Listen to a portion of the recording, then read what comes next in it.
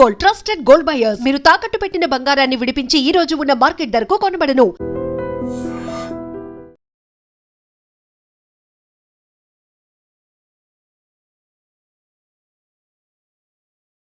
నమస్తే, welcome to iDream social spotlight with Kavitha.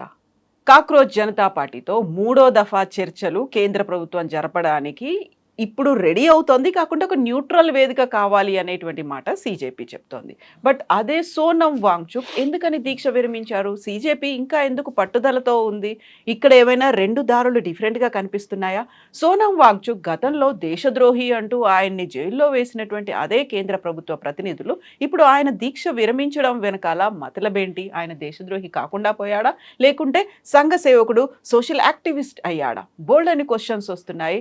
CJP next ఏం చేయబోతోంది? మనతో పాటుగా ఉన్నారు తమ్మారెడ్డి భరద్వాజ గారు. హలో అండి, నమస్తే. సో కాక్రోచ్ జనతా పార్టీ గురించి మనం కంటిన్యూస్ ఎపిసోడ్స్ చేసుకుంటున్నప్పుడు అది కూడా ఎడతెగకుండా సాగుతూనే ఉంది, కంటిన్యూ అవుతూనే ఉంది. సో థర్డ్ దఫా చర్చలు అనేవి సాగుతాయా? న్యూట్రల్ వేదిక ఉండాలి, లేకపోతే మేం మీ దగ్గరికి రాము అని చెప్పినప్పటికి కూడా ఈగర్గా అయితే వెయిట్ చేస్తోంది. అండ్ కేంద్ర ప్రభుత్వం కూడా స్ట్రిక్ట్ యాక్షన్ తీసుకుంటాము, తొలగించడమే కాదు వాళ్ళని రాజీనామా చేయడం, అరెస్ట్ చేయడం ఇవన్నీ కూడా అవుతున్నాయి అనేది. అంటే ఆల్రెడీ నిన్న జరిగింది కాన్స్టిట్యూషన్ క్లబ్ ఏదో దాంట్లో జరిగింది కదా, న్యూట్రల్ ప్లేస్లకే వెళ్ళారు. నిన్న జరిగింది వేరే చోటే జరిగింది. మొన్న తర్వాత రామన్నారు, న్యూట్రల్ ఏరియా కావాలన్నారు. న్యూట్రల్ ఏరియాలో జరిగింది. ప్రాబ్లం ఇవాళ కూడా అక్కడే జరుగుతుంది అనుకుంటా. ఒకటి ఇంకా ఏంటి, ఇంకా రెండో క్వశ్చన్ ఏంటి? Sonam Wangchuk cockroach Janata party first పిలుపునిచ్చి ఇవాళ నేను వస్తున్నాను, మీరు రండి జంతర్ మంతర్, కానీ అతను అమెరికా నుంచి పిలుపునిచ్చి విమానం దిగి అక్కడికి వచ్చాడు. సో వచ్చేటప్పటికి ప్రజలు వచ్చారు, అంటే వీళ్ళంతా విద్యార్థులందరూ మద్దతుదారులందరూ వచ్చారు. అలాగే సోనం వాంగ్చుక్ గారు కూడా వచ్చాడు. Sonam Wangchuk is not part of that మొదటి నుంచి కూడా.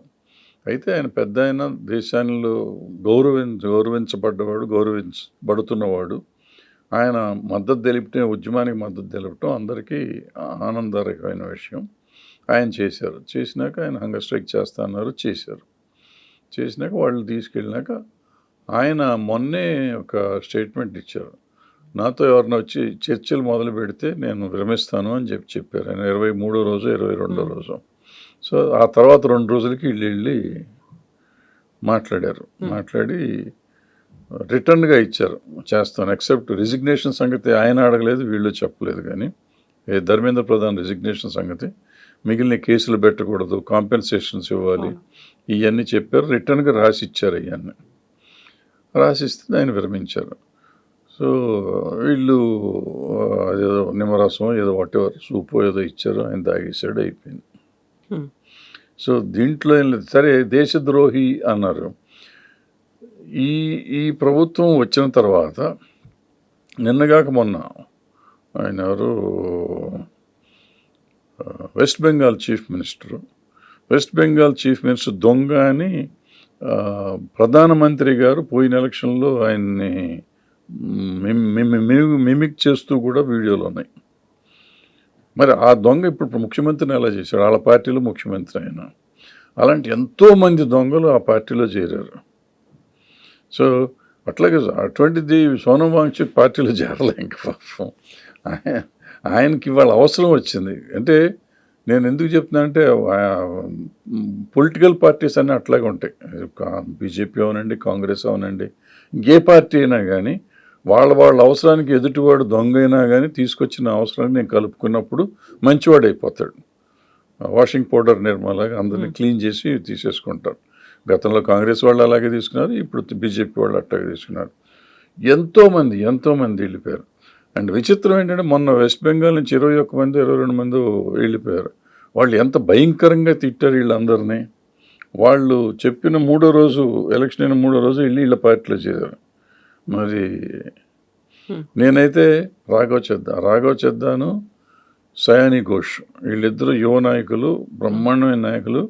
ఫ్యూచర్ ప్రధానమంత్రి పోస్టుకి పనికొచ్చే లెవెల్ నాయకులు అవుతారని నేను అనుకున్నాను. అలాంటి వాళ్ళు సడన్గా అమ్ముడుపోయారో లేకపోతే రాజీ పడ్డారో ఏం చేశారో తెలియదు, మరి ఈ పార్టీలో చేరారు. సో వాళ్ళిద్దరూ చెప్పినన్ని మాటలు ఇంకెవరు చెప్పారు, ఎంతోమంది చెప్పారు, వాళ్ళు చెప్పారు కదా, వాళ్ళని చేర్చుకున్నారు కదా, అట్లాగే చేరిపోతూ ఉంటారు. సో వాళ్ళని గురించి పట్టించుకోకర్లా. సోనం వాంగ్చుక్ గారి విషయానికి వచ్చేటప్పటికి ఆయన అడిగింది వాళ్ళు ఇచ్చారని ఆయన అనుకున్నాడు, ఆయన సాటిస్ఫై అయ్యాడు. ఆయన ఉద్యమానికి సపోర్ట్గానే వచ్చిందే ఆయన అనుకుని సాధించాడు అనుకున్నాడు, విరమించుకున్నాడు. సో దాన్ని వేరే రకంగా మనం మార్చి దాని మీద చర్చ అక్కర్లా. ఇవాళ విద్యార్థులు ఇంకా అదే మాట మీద ఉన్నారు, ధర్మేంద్ర ప్రధాన్ రిజైన్ చేయాలి, దట్ ఈస్ అవర్ ఫస్ట్ ఇది అన్నారు. అయిపోయింది, వాళ్ళు ఇంకా అక్కడే ఉన్నారు, అది జరుగుతుందని అనుకుందాం, సో జరగాలని ఆశిద్దాం. ఈ పోరాటాలు ఇవన్నీ అవుతూనే ఉన్నప్పుడు అక్కడ ప్రధానమంత్రి నరేంద్ర మోదీ కూడా ఫర్ ద ఫస్ట్ టైం ఒక వీడియో ఒకటి రిలీజ్ చేశారు, రెస్పాండ్ అయ్యారు. ఆ తర్వాత తీసుకోవాల్సినటువంటి చర్యలు అన్నీ కూడా మేము తీసుకుంటున్నాం. వాళ్ళని కేవలం అరెస్ట్ చేయడం మాత్రమే కాదు, వాళ్ళని శాశ్వతంగా ఉద్యోగంలోంచి తొలగిస్తున్నాము. At the same time national testing ఏజెన్సీకి సంబంధించి ఇప్పటికి కూడా కొంచెం ఉద్యోగుల కొరత ఉంది. ఆ ఉద్యోగాల్ని కంప్లీట్ చేయడానికి, భర్తీ చేయడానికి కూడా కావాల్సినటువంటి చర్యలు ఇవన్నీ తీసుకుంటున్నాం. స్ట్రిక్ట్ యాక్షన్ ఉంది.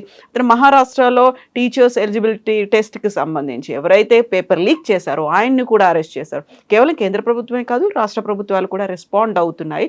సో పాజిటివ్ అప్రోచ్ అనేది వచ్చింది. So we're going head, looking forward అనేది కేంద్ర ప్రభుత్వం చెప్తోంది. ఇప్పుడు ఇన్ని మాటలు చెప్తున్నారు కదమ్మా, జార్ఖండ్లో పేపర్ లీక్ అయింది, బీజేపీ జెండాలు పెట్టుకుని బీజేపీ కార్యకర్తలు అంతా ఎందుకు ఉద్యమం చేస్తున్నారు? వాళ్ళకి లేని రూల్, వాళ్ళకి మాకు రూల్ ఉండొచ్చా? వాళ్ళు చేయొచ్చా? అంటే బీజేపీ ఉద్యమం చేయొచ్చు కానీ విద్యార్థులు ఉద్యమం చేయకూడదా? ఎక్కడ అయినా కానీ పేపర్ లీక్ అనేది తప్పు. సో ఇప్పుడు సంవత్సరానికి 2 కోట్ల ఉద్యోగాలు ఇస్తాం అన్నట్టున్నారు కదా, ఇప్పుడు వీళ్ళే చెప్తున్నారు ఈ నీట్ దాంట్లో ఉద్యోగుల కొరత ఉంది అని. అంటే తీసుకోవాలా, 2 కోట్ల ఉద్యోగాలు ఇస్తాం అన్నాళ్ళు అట్లీస్ట్ ఎడ్యుకేషన్ సిస్టంలో కావాల్సినంత మందిని ఎందుకు భర్తీ చేయాల?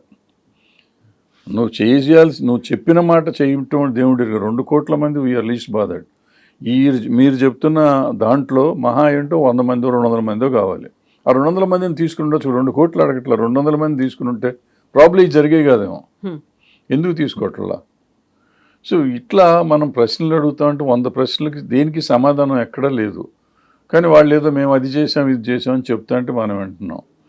నేను అనేది ఏంటంటే ప్రభుత్వాలు అన్నాక తప్పులు ఉంటాయి, కష్టాలు ఉంటాయి, అన్ని ప్రాబ్లమ్స్ ఉంటాయి, సర్దుకుపోవాలి. మనం దాన్ని సరి చేస్తానికి ప్రయత్నం చేయాలి. సరి చేయడానికి ప్రయత్నం చేయకుండా వాళ్ళు ఏమడిగారు, ఈ ధర్మేంద్ర ప్రధాన్ని మోరల్ రెస్పాన్సిబిలిటీ తీసుకోమన్నాడు.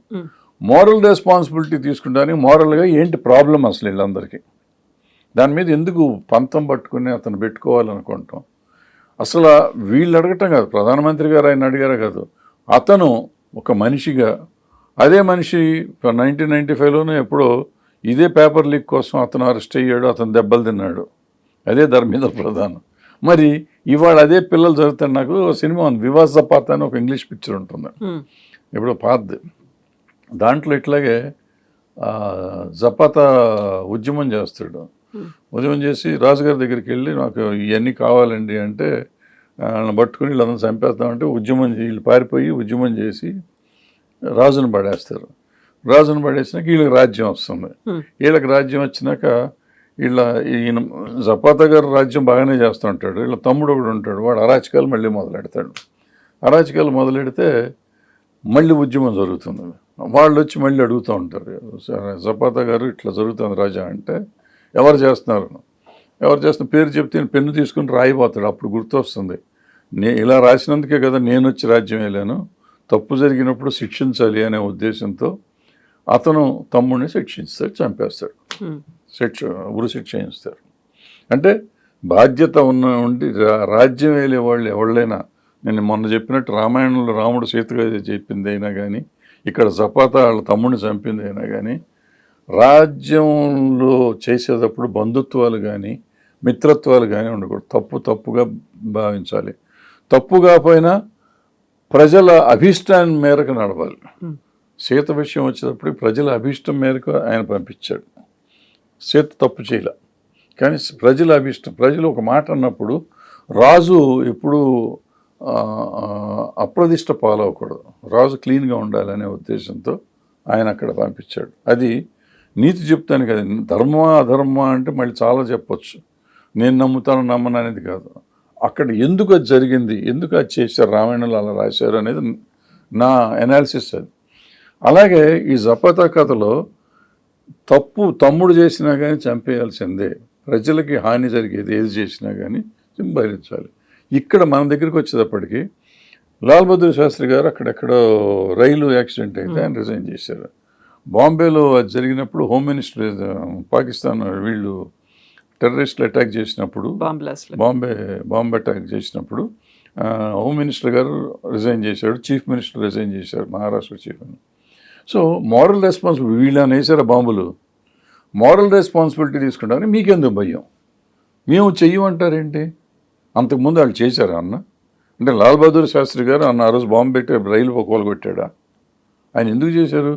జస్ట్ ఒక మోరల్ రెస్పాన్సిబిలిటీ, మనుషులకు ధైర్యం ఇస్తానికి. ఇలాంటివి జరిగితే మేము ఆ పదవిలో ఉన్నాం కాబట్టి ఉన్నప్పుడు జరిగిందంటే ఎంతో కొంత నా రెస్పాన్సిబిలిటీ, నాకు తెలుసో తెలియకో రెస్పాన్సిబిలిటీ ఉంది అని ఒక మోరల్ ఇది తీసుకున్నారు. అది వీళ్ళు తీసుకుంటానికి ఎందుకు భయపడుతున్నారు? ఎందుకు లేదు? నీతిని గురించి మాట్లాడతారు, సమాజాన్ని గురించి మాట్లాడతారు, ఎన్నో మన గత చరిత్రల గురించి మాట్లాడతారు. గతంలో వాళ్ళు ఇన్ని చూపించారు కదా, చూపించింది చేస్తానికి ఏంటి వీళ్ళ కష్టం? కేవలం రాజీనామా చేసినంత మాత్రాన సరిపోదు కదా, దానికి కావాల్సినటువంటి ప్రక్షాళనో, తీసుకోవాల్సినటువంటి యాక్షనో, స్ట్రింజెంట్గా ఏదైతే కఠిన చట్టాలు ఉండాలో వాటన్నిటిని మేము అమలు కోసం ముందుకు వచ్చాం, అవన్నీ చేస్తున్నాం కదా అనే మాట కేంద్రం. అది ఎప్పుడు వస్తుందంటే ఇది చేస్తేనే అదంతా వస్తుంది. నిన్ను నమ్మాలి నేనంటే ఇది చేస్తే ఆటోమేటిక్గా మిగిలి. ఎందుకంటే నేనే అనుకోండి కింద, ఆయన పెద్ద ఆయన, నేను చేసిన వాళ్ళలో నేను ఒకడిని. అతను చేయకపోతే అతని హస్తం ఉందా లేదా అనేది పక్కన పెట్టండి, ఏమి చేయరు వీళ్ళు, వేస్ట్ అనే ఫీలింగ్ ఉంటుంది. ఎప్పుడైతే అతను చేశాడో నాకు భయం ఉంటుంది. పై అధికారి మీద కానీ, పైన మంత్రి మీద కానీ, పైన సెక్రటరీ మీద కానీ యాక్షన్ తీసుకుంటే కింద వాళ్ళకు కూడా భయం ఉంటుంది. ఆ భయం అనేది రావాలి.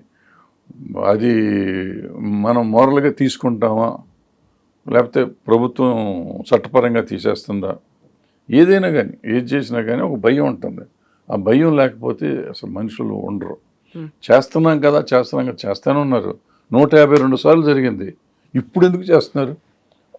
ఇది ఫస్ట్ టైం కాదు కదా, అది ఎన్ని రోజులు ఎందుకు చేయలే? ఇప్పుడు ఉద్యమం వచ్చినాక మేము చేస్తున్నాం కదా అని చెప్తున్నారు. ఎన్ని రోజులు ఎందుకు చేయలే?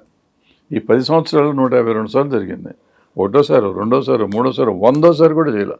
152సారి చేస్తున్నాం అంటున్నారు.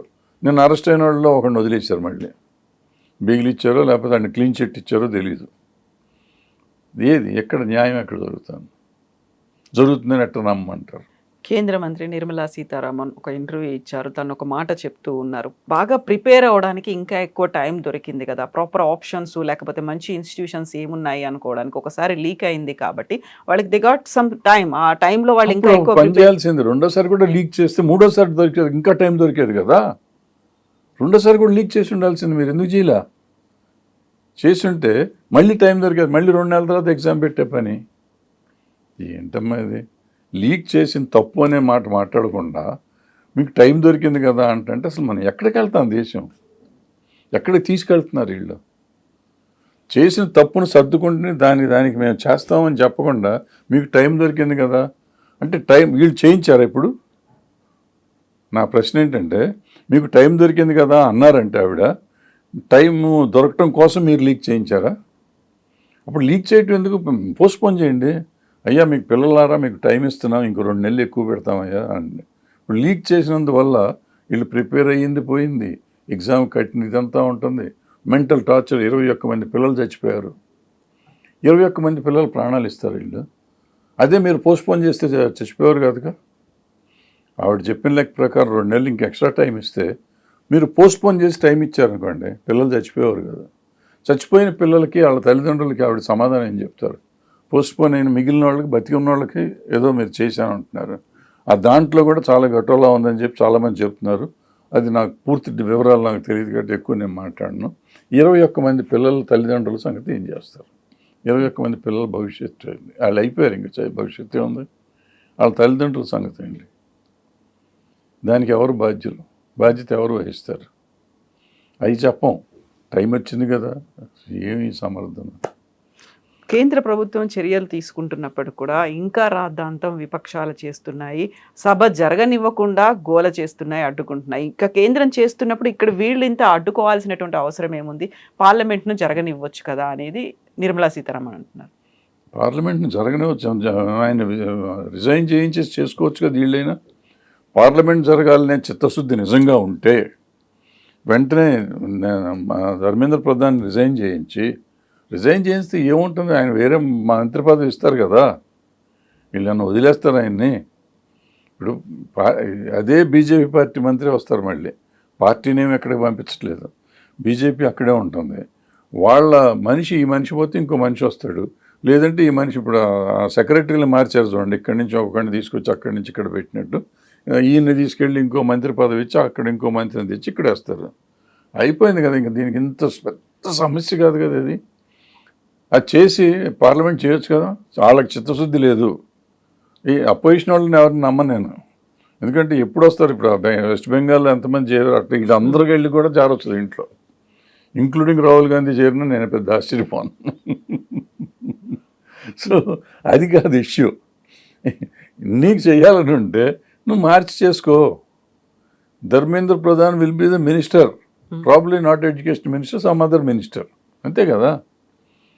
నేను అడిగింది వీళ్ళు కాక్రోచ్ పార్టీ వాళ్ళు ఏమడుతున్నారు, ధర్మేంద్ర ప్రధాన్ రిజైన్ చేయించమన్నారు ఎడ్యుకేషన్ మినిస్టర్గా, చేసుకుని వేరే దాంట్లో వేసుకుని ఇక్కడ ఇంకొక మంత్రిని తీసుకొచ్చేయండి, అయిపోయే. నువ్వు పార్లమెంట్ చేసుకో, అప్పుడు వీళ్ళు నోరు మూసుకుని కూర్చుంటారుగా. నువ్వు చేయవు, వాళ్ళు ఎందుకు చేస్తున్నారు, వాళ్ళ మీద పడతారు.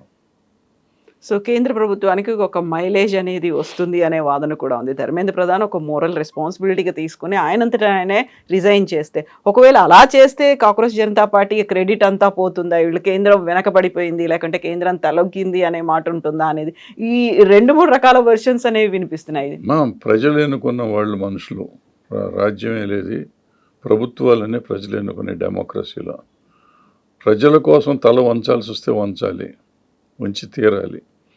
తల వంచామని సిగ్గుపడాల్సింది ప్రెస్టేజ్ లేదు. మనం ఎన్నుకుంటున్నాం, నేను నిన్ను కూర్చోబెడుతున్నా, మళ్ళీ నాకు కష్టం వచ్చిందని చెప్పినప్పుడు నా కష్టం తీర్చాల్సిన బాధ్యత నీది.